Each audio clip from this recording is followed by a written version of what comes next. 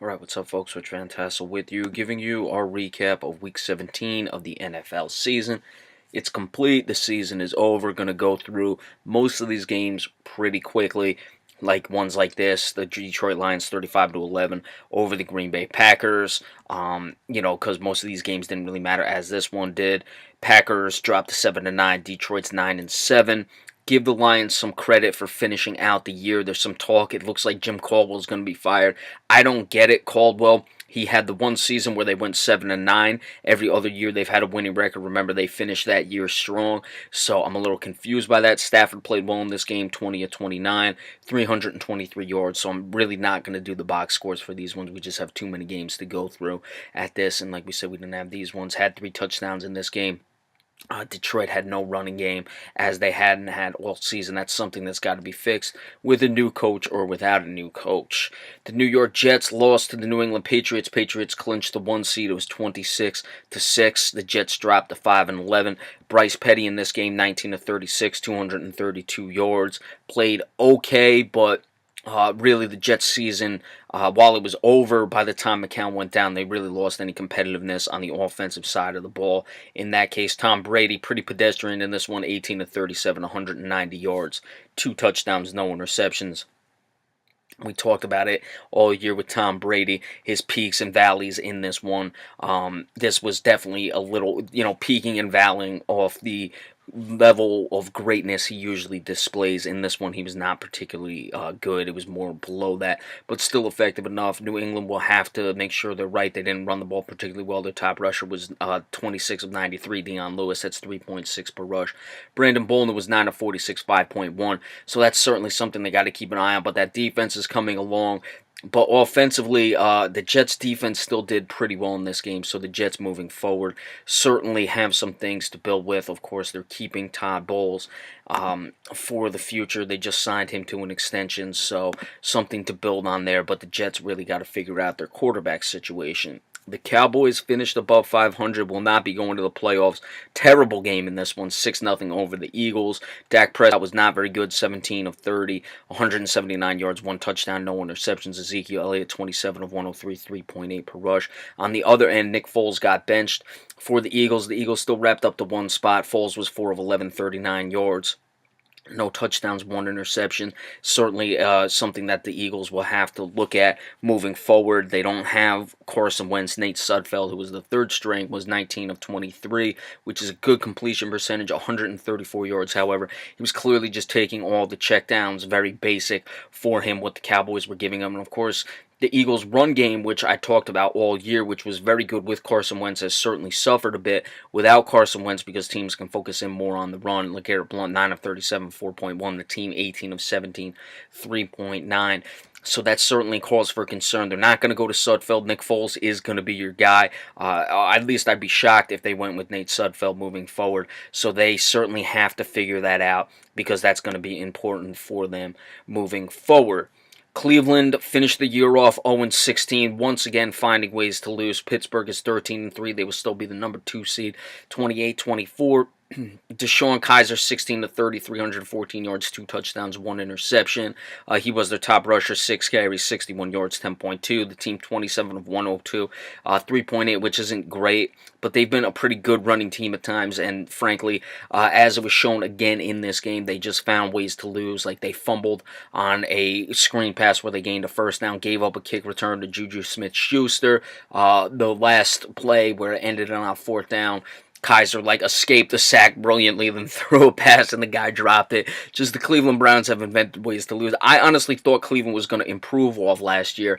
And at 1-15, you really should have. That's what they were last year. It's really difficult to get worse from a 1-15 season, but if any team can do it, it's these Cleveland Browns.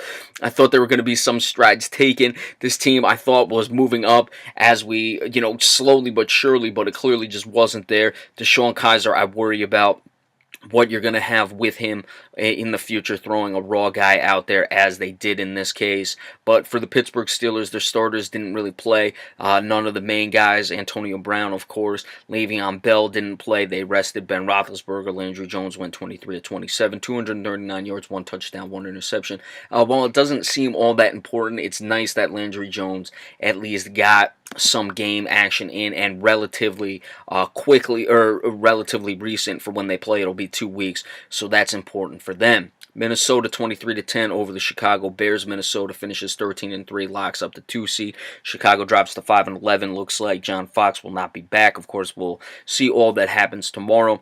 Mitchell Trubisky 20-36, 178 yards. Played pretty well against a good defense. Certainly, that's something to look at moving forward with this team. I feel Trubisky, while he didn't progress that much towards the end, he definitely started to develop more and more. And like I said, I'm watching Trubisky. He shows the flashes. He just got to develop. He didn't play that much in college. Case Keenum 21-29. Latavius Murray. It was 189 yards, 1 touchdown. Latavius Murray, that's big for the Vikings moving forward. 20 carries, 111 yards, 5.6 per rush, 2 touchdowns. So that's very good having him forward, and Minnesota could be a very dangerous team.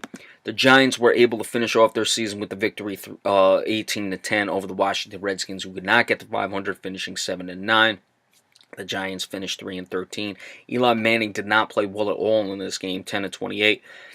132 yards, 1 touchdown, 1 interception. They finally got a running game going. Arlen's Darkwa, 20 carries, 154 yards, 7.7 per rush, 1 touchdown. Wayne Gallman, 15 of 89, 5.9. Shane Vereen, 3 of 14, 4.7. The team was 44 of 260. 5.9 yards per rush. That included the 3 carries for -4 yards on deal downs by Eli Manning. So certainly, had they had this running game at other points in the season, things may have gone differently. Kirk Cousins, what could have been his last game as a Redskin, did not fare particularly well. Went 20 of 37, no touchdowns, 3 interceptions. They didn't run the ball as they haven't all season. Capri Bibbs was their top, 12 of 47, 3.9. So that had been something that had done Washington in, along with the injuries, just not being able to run the ball. Let's see what happens with them moving forward with Kirk Cousins. Indianapolis finishing the year 4-12 with a 22-13 victory over the Houston Texans, who dropped to 4-12.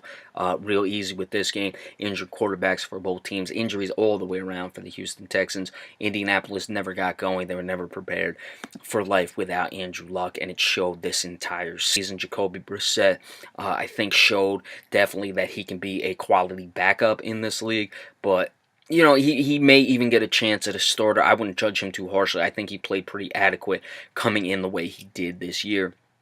But this team is not, or is devoid of talent in a lot of spots, and certainly a guy like Andrew Luck can make up for it. A guy like Jacoby Brissett cannot. San Francisco finishes the year very strong, 34-13 over the Los Angeles Rams. San Francisco finishes 6-10, winners of 5 straight. Los Angeles drops to 11-5. I wouldn't concern myself too much with the Los Angeles Rams. They didn't play Jared Goff or Todd Gurley.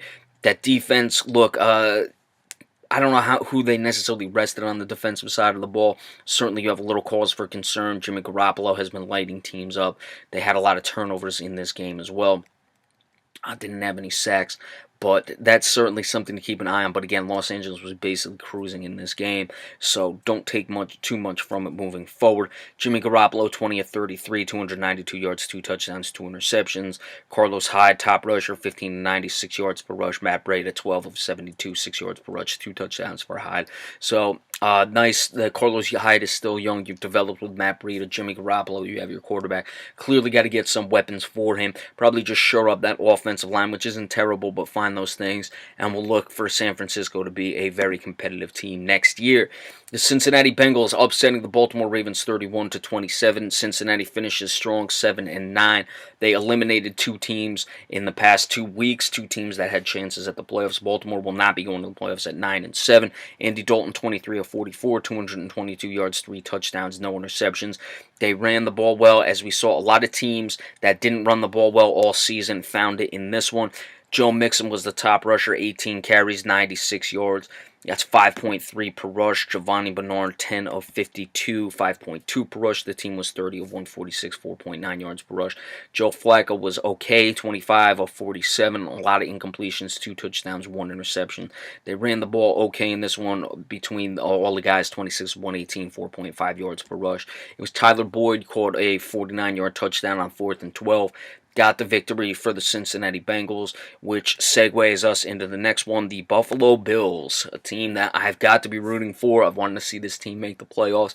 They got into the playoffs with their victory, and that victory by the Cincinnati Bengals, ending their 17-year drought. Buffalo finishes 9-7. Miami finishes 6-10. Tyrod Taylor, 19-27, 204 yards, 1 touchdown, no interceptions. Marcus Murphy was their top rusher, 7 carries, 41 yards. Mike Tolbert, 7-39, 5.6. LaShawn McCoy, 6-35. Now, LaShawn McCoy was hurt. That's a heavy running team, as we saw, 32 of 126.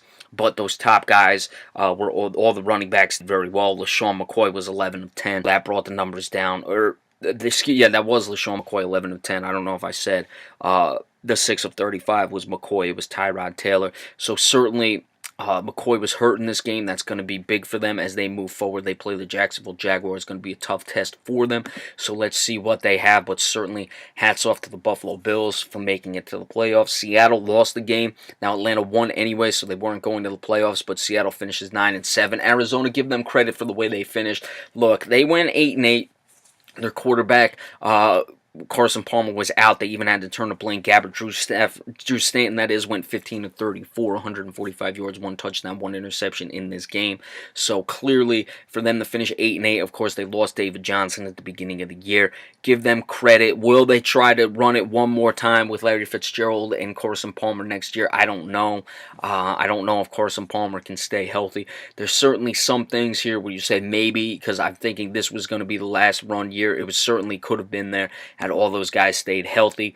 So I don't know what the Arizona Cardinals are going to do. If they'll take one more shot at it with healthy guys, we'll have to see. For the Seattle Seahawks, Russell Wilson just couldn't carry this team far enough with all the holes. Kansas City 27-24 over the Denver's in a meaningless game. Kansas locked into that spot. They finished 10-6. Denver drops to 5-11. Paxton Lynch got the start. 31, 254 yards, 2 touchdowns.